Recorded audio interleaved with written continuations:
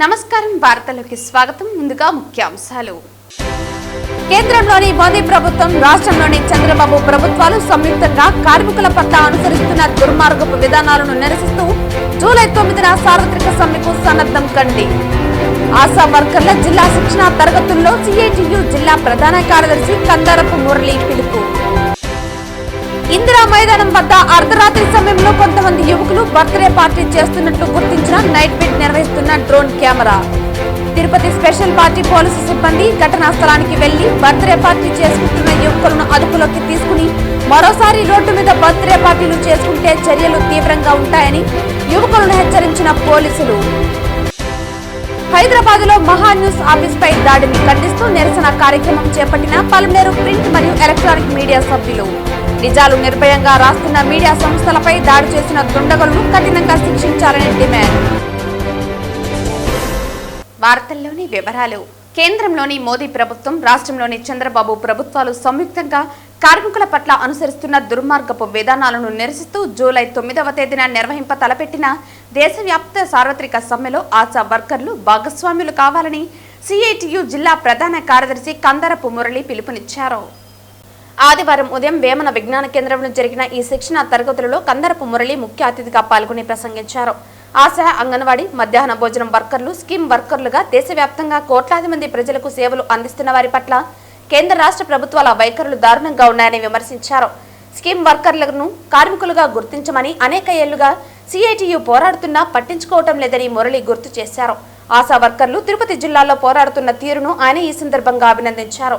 AP ASHA workers union జిల్లా గౌరవ అధ్యక్షురాలు ఆర్ లక్ష్మి క్లాసులను ప్రారంభించి ప్రాధాన్యతను వివరించారు. హిందుత్వ ప్రమాదం, ప్రభుత్వ విధానాలపై సిఐటియు నేత మాధవ్, జాతీయోద్యమ నాయకులు వారి ప్రాధాన్యతను గురించి జయచంద్ర, దోపిడీ అంశంపై కేఎన్ఎన్ ప్రసాదరావులు బోధించారు. కార్యక్రమానికి ఏపీ ఆశా వర్కర్స్ యూనియన్ జిల్లా అధ్యక్షురాలు కవిత అధ్యక్షత వహించగా ప్రధాన కార్యదర్శి లక్ష్మి, ఉషా, జానకి తదితరులు హాజరయ్యారు. జిల్లా క్లాసులు చేకూరుస్తారు. అట్లాగే మనము మండలాల్లో కూడా మనము మీకు సంబంధించిన మన సిఐటి నాయకులతో వాళ్ళతో కొలిక్ చేసుకొని మనకి కమిటీలు నిర్వహించుకొని ఈ క్లాసులు నిర్వహించుకోవాలి. ఈ మండల స్టడీ సర్కిల్స్ అయితేమి, ప్లస్ మనం జిల్లా స్థాయిలో అయితేమి ఇవన్నీ బలోపేతం చేసుకోగలిగిన రోజునే మనం ఏం పని చేయాలి, ఏ పని చేయకూడదు అని తెలిసిన రోజే మనం అధికారులతో ఎలా మాట్లాడాలి, ఎలా మాట్లాడకూడదు ఆ విషయాలు తెలుసుకున్నప్పుడే మనం న్యాయమైన కోరికల్ని మనం తీర్చుకోగలుగుతాం. ఈరోజు ఒక ఆశా వర్కరు 18 సంవత్సరాల నుంచి పనిచేస్తున్నారు.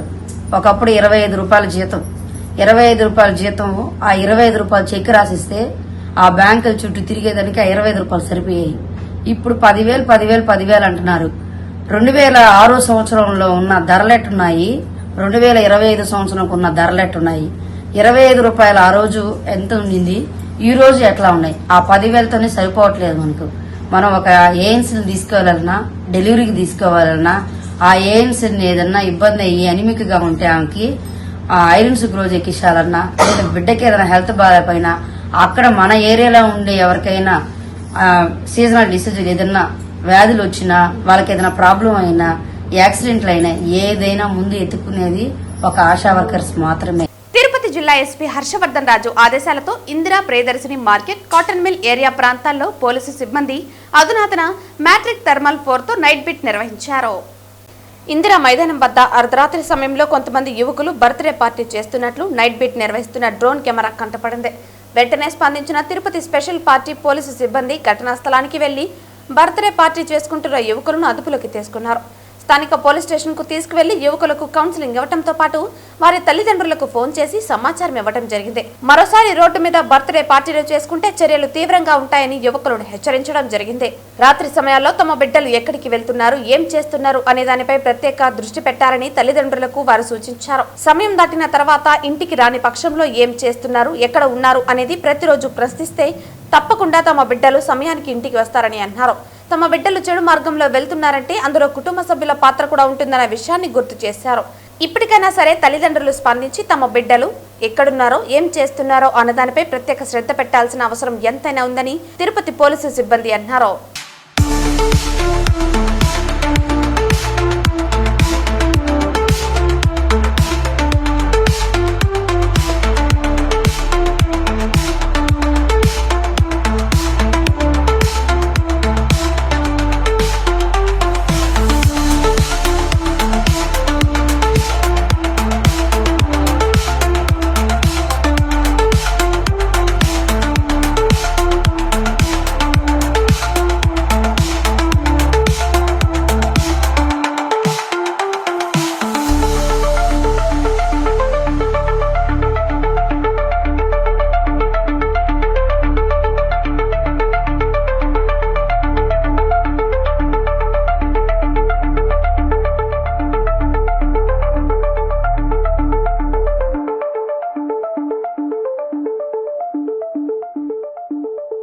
ప్రధానమంత్రి నరేంద్ర మోదీ మనసులోని భావాలను తెలియజేస్తూ కోట్ల మంది ప్రజలతో ప్రత్యక్షంగా మాట్లాడే మన్ కీ బాత్ కార్యక్రమానికి దేశవ్యాప్తంగా మంచి ఆదరణ లభించింది.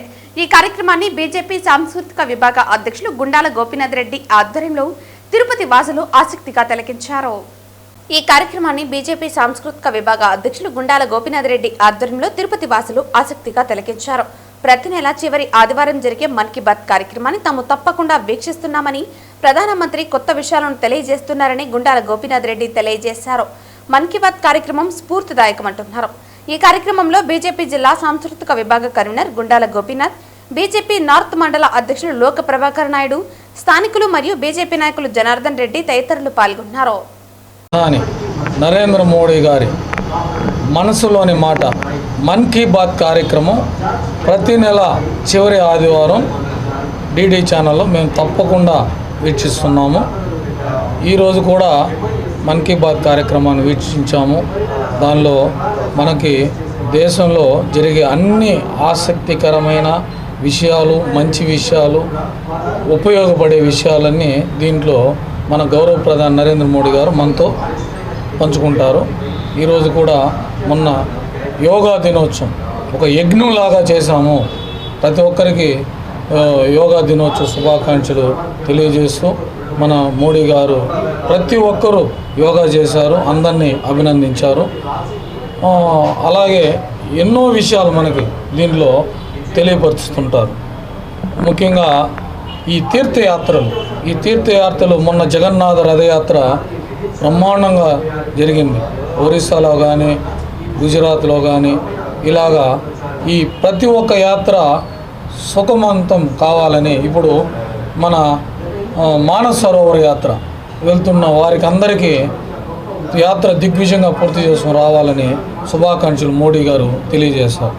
ఇలా అభివృద్ధి వైపు కానీ, ఇలా జల్ మిషన్ ద్వారా వాటర్ అందించడానికి, ఇలా ప్రతి ఒక్క విషయం ఎవరన్నా మంచి కార్యక్రమాలు చేస్తే వాళ్ళని అప్రిషియేట్ చేసేది, ఇవన్నీ కూడా మనకు మన్ కీ బాత్ కార్యక్రమంలో గౌరవ ప్రధాని నరేంద్ర మోడీ గారు మనతో పంచుకుంటున్నారు. ప్రతి ఒక్కరూ ప్రతి నెల చివరి ఆదివారము ఉదయం 11 నుంచి 11:30 వరకు హిందీలో, 11:30 నుంచి 12 వరకు తెలుగులో వస్తుంది డిడి ఛానల్లో.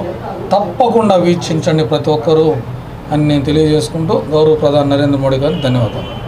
ఈరోజు మన గౌరవ ప్రధాని మనసులో మాట అనేది కార్యక్రమము ఆయన 2014 ప్రధానమంత్రి అయిన తర్వాత మొదలుపెట్టాడు. ప్రతి నెల ఆఖరి ఆదివారం రోజున మన్ కీ బాత్ ప్రోగ్రాం జరుగుతుంది. అది ఇప్పుడు 123వ వారం కిందికి వచ్చేసింది. ఈరోజు మనం యోగాంధ్ర ద్వారా 3,01,000 మంది యోగా చేసి ఒకే చోట గిన్నిస్ వరల్డ్ రికార్డు నెలకొల్పబడింది. అలాగే ప్రపంచమంతా యోగాసనాలు చేస్తున్నారు. గుజరాత్లో ముఖ్యంగా 2,100 మంది భుజంగాసనం ఒకటే టైంలో వేసి అది కూడా మనం వరల్డ్ రికార్డ్ సృష్టించినాము. అలాగే మన ఇండియాకు ఇప్పుడు 2 రకాల అత్యున్నతమైన పురస్కారాలు లభించాయి. అవి వరల్డ్ హెల్త్ ఆర్గనైజేషన్లో ట్రోకోమా అనే వ్యాధి, కంటికి సంబంధించిన వ్యాధి అనమాట.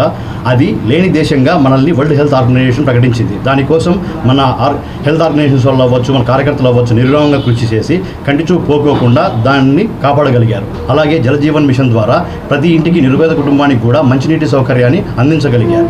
అలాగే ఇంకొకటి ఇండియన్ లేబర్ ఆర్గనైజేషన్ ద్వారా, ఇంటర్నేషనల్ లేబర్ ఆర్గనైజేషన్ ద్వారా మనము 64% సామాజిక భద్రత అనేది మన ఇండియాలో కల్పించబడింది. అలాగే ఇంటర్నేషనల్ లేబర్ ఆర్గనైజేషన్ చెప్పిన ప్రకారం 90 కోట్ల మంది ప్రజలకి సామాజిక భద్రత ఉందన్నమాట. ఈ విధంగా మనం అనేక పురస్కారాలు, అనేక విజయాలు సాధించాము. నమో మోడీ, నరేంద్ర మోడీ. ముఖ్యమంత్రి చంద్రబాబు నాయుడు కుప్పం పర్యటనకు ముందస్తు చర్యల్లో భాగంగా చిత్తూరు జిల్లా కలెక్టర్ సుమిత్ కుమార్ ఏర్పాట్లను పరిశీలించారు. కడపపల్లెలోని నివాసంలో సోమవారం రాత్రి బస చేయనున్న చంద్రబాబు మరుసటి రోజు ఉదయం ఓ అంగన్వాడీ కేంద్రాన్ని పరిశీలిస్తారని, బహిరంగ సభలో పాల్గొని స్టాళ్లను సందర్శిస్తారని అన్నారు. వివిధ శాఖల ద్వారా లబ్ధిదారులకు మెగా చెక్కులు, వివిధ ఆస్తి పనిముట్లు పంపిణీ చేస్తారని, వాటన్నిటినీ సిద్ధంగా ఉంచాలని ఆదేశించారు.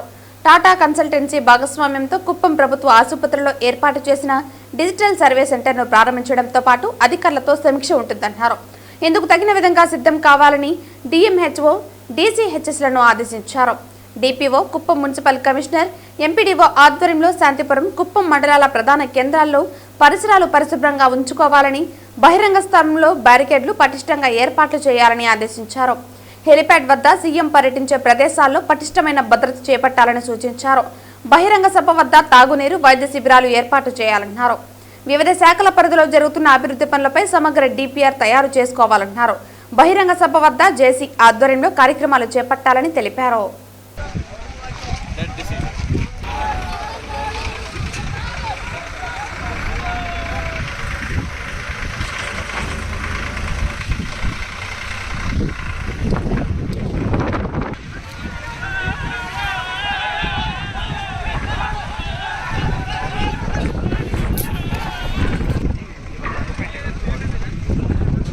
హైదరాబాద్లో మహా న్యూస్ ఆఫీస్పై దాడిని ఖండిస్తూ పలమనేరు ప్రింట్ మరియు ఎలక్ట్రానిక్ మీడియా సోదరుల ఆధ్వర్యంలో నిరసన కార్యక్రమం చేపట్టారు. ఈ సందర్భంగా జర్నలిస్టులు మాట్లాడుతూ నిజాలు నిర్భయంగా రాస్తున్న మీడియా సంస్థలపై దాడి చేస్తున్న దుండగులను కఠినంగా శిక్షించాలని డిమాండ్ చేశారు. హైదరాబాద్లో మహా న్యూస్ ఆఫీస్పై దాడిని ఖండిస్తూ పలమనేరు ప్రింట్ మరియు ఎలక్ట్రానిక్ మీడియా సోదరుల ఆధ్వర్యంలో నిరసన కార్యక్రమం చేపట్టారు. ఈ సందర్భంగా జర్నలిస్టులు మాట్లాడుతూ నిజాలు నిర్భయంగా రాస్తున్న మీడియా సంస్థలపై దాడి చేస్తున్న దుండగులను కఠినంగా శిక్షించాలని డిమాండ్ చేశారు. పత్రికా స్వేచ్ఛను హరిస్తున్న వారిపై ప్రభుత్వం చర్యలు తీసుకోకపోతే జర్నలిస్టు సంఘాలు రోడ్లపైకి వచ్చి ధర్నాలు చేస్తామని హెచ్చరించారు. అందరికీ నమస్కారం. హైదరాబాద్లో జరిగిన మహా న్యూస్ ఛానల్ ఆఫీస్ పైన దాడి చేసిన దానిపైన పలమనేరు నియోజకవర్గంలో ప్రింట్ అండ్ ఎలక్ట్రానిక్ మీడియా వారు దీన్ని అమానుషంగా ఖండిస్తున్నాం. ఎందుకనగా ప్రతి ఒక్కరూ ఈ విధంగా జర్నలిస్టు పైన దాడి చేస్తూ వెళితే జర్నలిస్ట్ అనే వాళ్ళు ఎంతో ఐకమత్యంతో ఈ జర్నలిజాన్ని ప్రాణాపాయంగా తీసుకొని రాత్రి పగలు కష్టపడి అమానుషులు పనిచేస్తున్నారు. అయినా కానీ ఈ జర్నలిస్టు పైన దాడి అక్కడక్కడ జరుగుతూనే ఉండాలి. దీన్ని ప్రభుత్వం వారు నిర్ణయం తీసుకుని జర్నలిస్టు పైన చేసిన దీన్ని ఖండించాలని మేము పలమనేరు నియోజకవర్గం నుంచి కోరుతున్నాం. పలమనేరు నియోజకవర్గం print and electronic media social media సభ్యులందరూ కూడా ఈరోజు మహా న్యూస్పై జరిగిన దాడిని తీవ్రంగా ఖండిస్తూ రోడ్డెక్కారు. ఈరోజు పత్రికా విలువలను నేడు ప్రజలకు మంచి చెడు వివరిస్తున్న మహా న్యూస్ ఛానల్ పైన టీఆర్ఎస్ శ్రేణులు విచక్షణారహితంగా దాడి చేయడాన్ని మేము తీవ్రంగా ఖండిస్తున్నాము. ఈ విధంగా పలమనేరు నుంచి ప్రింట్ అండ్ ఎలక్ట్రానిక్ మీడియా సభ్యులు ఈ దాడిని తీవ్రంగా ఖండిస్తున్నాము. మహా న్యూస్ కార్యాలయంపై దాడి చేసిన వారిని కఠినంగా శిక్షించాలని Palamaneru print and electronic media తరఫున మేము కోరుతున్నాం. తిరుచానూరు సమీపంలోని వారాహి అమ్మవారిని బీసీవై పార్టీ అధ్యక్షులు రామచంద్ర యాదవ్ ఆదివారం సాయంత్రం సందర్శించారు. ఈ సందర్భంగా ఆయన మాట్లాడుతూ కూటమి ప్రభుత్వంలో ఇసుక మట్టి మాఫియా ముఠా వాళ్లు వారాహి అమ్మవారి ఆలయాన్ని కూల్చడం చాలా బాధాకరమని ఆవేదన వ్యక్తం చేశారు. ఈ సందర్భంగా ఆయన మాట్లాడుతూ కూటమి ప్రభుత్వంలో ఇసుక మట్టి మాఫియా ముఠా వాళ్లు వారాహి అమ్మవారి ఆలయాన్ని కూల్చడం చాలా బాధాకరమని, గతంలో ఉన్న ప్రభుత్వంలో ప్రజలు చాలా అరచకాలు చూశారని, కనీసం కూటమి ప్రభుత్వంలో కూడా ఇలా జరగడం సరికాదని, ఇప్పటికైనా సీఎం ఈ సంఘటనపై దృష్టి సారించి బాధితులకు న్యాయం చేయాలని, లేదంటే తీవ్ర పరిణామాలు ఎదుర్కోవాల్సి వస్తుందని హెచ్చరించారు. రాష్ట్రంలో గత 2019 నుండి 24 వరకు ఒక రకమైన అరాచక పరిపాలన కొనసాగింది. రాష్ట్రంలో ప్రతి ఒక్క వర్గం పైన దాడులు జరిగాయి, అన్యాయానికి గురయ్యారు. హిందువులకు కావచ్చు, పండుగలకు సంబంధించి కావచ్చు, దేవాలయాలకు సంబంధించి కావచ్చు. ఆ అరాచకాన్ని భరించలేకే రాష్ట్ర ప్రజలు కూటమి ప్రభుత్వానికి అధికారంకి ఇస్తే వీళ్ళు ఇంకొక అడుగు ముందుకు వేసి వీళ్ళ అవినీతికి ఎక్కడెక్కడ ఏమేమి అడ్డం వస్తే వాటన్నిటినీ కూడా విధ్వంసం చేసుకుంటూ వెళ్ళే కార్యక్రమం చేస్తున్నారు.